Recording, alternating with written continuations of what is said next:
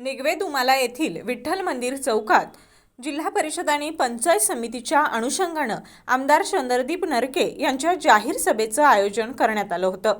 या सभेला ग्रामस्थांची मोठी उपस्थिती लाभली।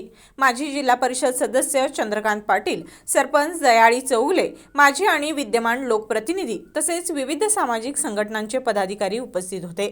सभेच्या प्रारंभी दिवंगत निवास कुर्ले यांना भावपूर्ण श्रद्धांजली अर्पण करण्यात आली। उपस्थितांनी 1 मिनिट मौन पाळून त्यांचं स्मरण केलं। त्यानंतर सभेला सुरुवात झाली। यावेळी बोलताना आमदार चंद्रदीप नरके यांनी निवास कुर्ले यांच्या सामाजिक कार्याचा गौरव केला।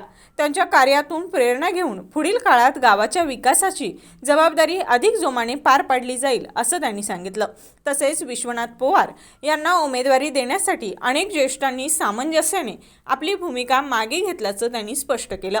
निगवे दुमालाच्या विकासाबाबत बोलताना नरके यांनी राजाराम बंधाऱ्याजवळील कामे लवकरच सुरू होतील अशी ग्वाही दिली। भागातील तलावाच्या विकासासाठी विशेष आराखडा तयार असून भविष्यात तेथे पर्यटनाच्या दृष्टीने बोटिंग सारख्या सुविधा उपलब्ध करून दिल्या जातील असंही त्यांनी सांगितलं। या सभेला बाळासाहेब शिरोळकर, सूरज एकशिंगे, कृष्णा पगडे, नामदेव पाटील, संदीप पाटील, दिलीप एकशिंगे, अभय कळते, अनिल बोपडे, सागर बोडके यांच्यासह अनेक मान्यवर उपस्थित होते।